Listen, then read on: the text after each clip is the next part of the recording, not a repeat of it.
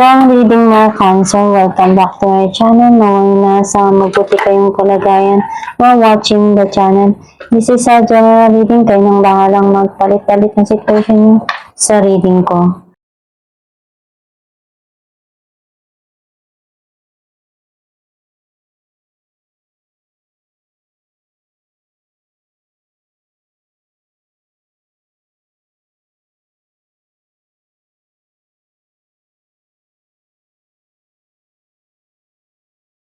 At the bottom of the deck, the Devil.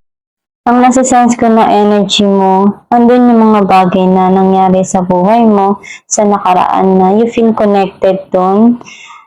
Hindi ka makaalis doon dahil may mga bagay na gumugulo ngayon sa isipan mo. Some of you, andun yung pagmamahal pa rin na hinahanap mo kasi yun yung naramdaman mo at ibinigay sa'yo ng tao. Some of you pwedeng may obsession and addiction dito sa nangyari sa nakaraan na hindi mo pa rin may alis yung sarili mo. Ang mensahe ng card mo, nagkaroon ng pagtatalo, hindi pagkakaunawaan dun sa sitwasyon na yon. And may mga bagay ka dito na iniisip mo na nagkakaroon ng struggle dun sa passion na yon. And pinag-iisipan mo ng malalim to. And nakikita ko dito na may mga plano ka na gusto mong mangyari sa kinabukasan mo, sa buhay mo, and pinag-iisipan mo kung ano pa yung pwede mong magawa doon na ma-achieve to. Nakikita ko na andun yung unti-unti ka na nagiging okay, nag-heal. Some of you, you are very spiritually awakened, and nakikita ko dito na may mga success ka na darating or ma-achieve na tagumpay na matagal mo nang gustong mangyari or makamit. Nakikita ko na andun yung nararamdaman mo yung responsibilidad mo na gusto mong mapunuan, magawa dun sa sitwasyon na yon.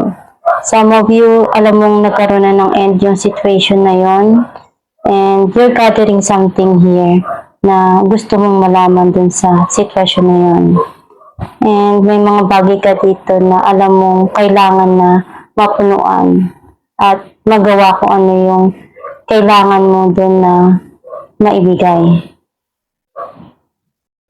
Nakikita ko na may parating dito na happiness para sa'yo at siguradong maging masaya ka.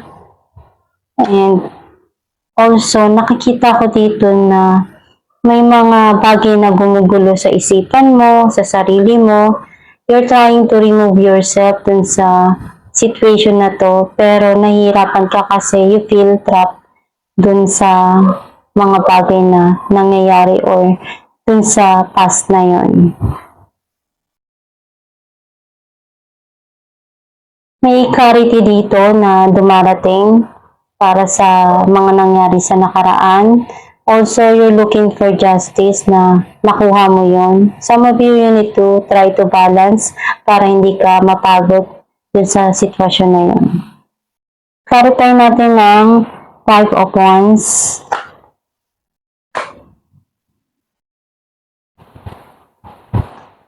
Two of Pentacles and King of Wands. Ang nakikita ko dito, may mga desisyon ka na kailangan gawin dun sa sitwasyon na yon. Some of you pwedeng someone to sa buhay mo na naguguluhan siya dun sa sitwasyon na yon. Clarify natin ang Queen of Wands. 6 of Wands and 8 of Wands. Ang nakikita ko dito, mayroong success na parating sa'yo dun sa opportunity na ibinibigay sa'yo. And gagawin mo lahat ng paraan para magtagumpay doon sa passion na yun na ginagawa mo o sinimulan mo. Clarify natin ang 10 of Wands.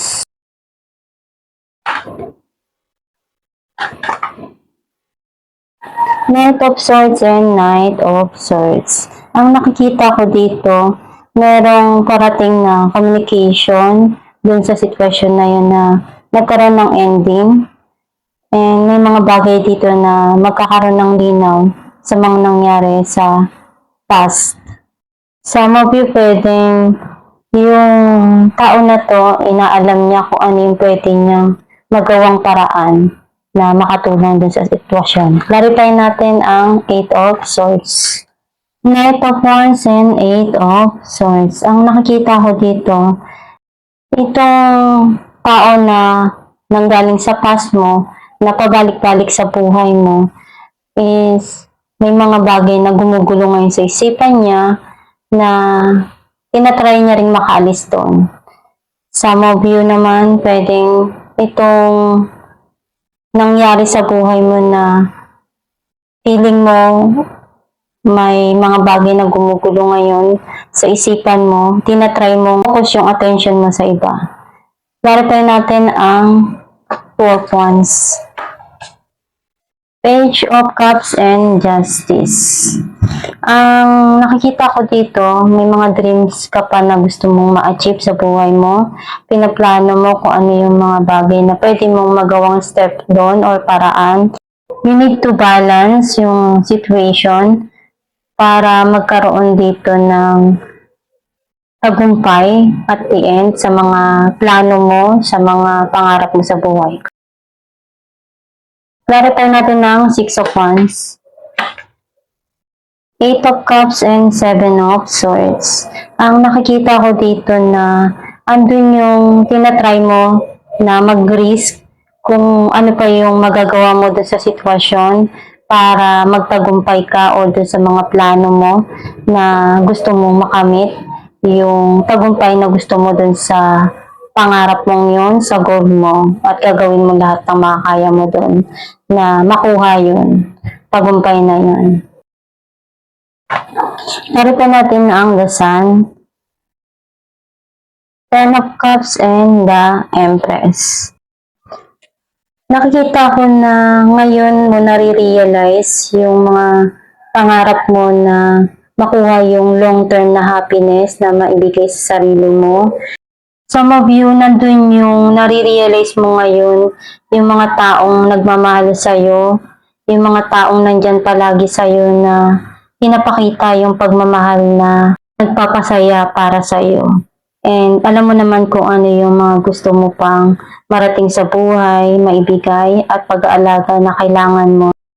And nakikita ko yung gusto mong kasiyahan na mata mo or makuha sa buhay na maging stable and napufulfill mo naman yun. Clarify natin ang Justice. 7 of Wands and Strength. Ang nakikita ko dito, andun yung marami kang pinagdaanan na pagsubok na na-overcome mo. Mas naging matatag ka ngayon, lumalaban at hinaharap mo kung ano yung mga bagay na pinagdadaanan mo or darating sa buhay mo. Alam mo na kung paano ngayon ibalanse yung mga sitwasyon na darating sa'yo. Some of you may nahanap ka dito na justice na gusto mong makamit at magtagumpay. And also, mas matatag ka na ngayon sa mga pagsubok na darating sa'yo. Ang mensahe ng iyong gabay, ask us to help you in this situation and we will immediately go to work on your behalf. We are governed by many universal laws and among them is the free will that allows you to make your own choices and decisions. So we patiently await your requests. Ang mensahe ng iyong gabay na may mga bagay ka na gusto mong tanungin sa Diyos Ama, magdasal ka lang palagi. Hingin mo yung pwedeng payo or desisyon na gusto mong gawin dun sa mga dumarating na sitwasyon sa buhay mo. Andyan lang sila to help you and guide you. Basta connect ka lang kay God para magabayan ka ng tama sa mga gusto mong tahaking landas.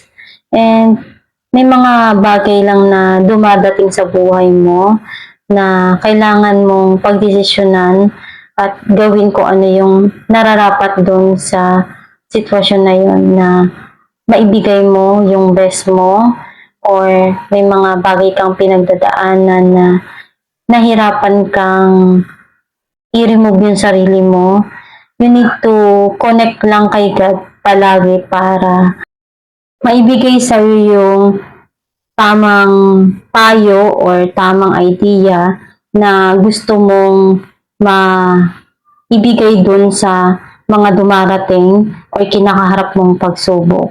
Basta magdasal ka lang palagi at isipin mo lang yung mga positibo na gusto mong mangyari sa buhay mo para iyon yung ma-attract mo at dumating sa buhay mo na mangyari yung mga pangarap mo, yung mga inaasam mo na magtagumpay sa buhay. Basta gawin mo lang palagi yung best mo at ibigay mo lang yung makakaya mo sa mga pagsubok or pinagdadaanan mo.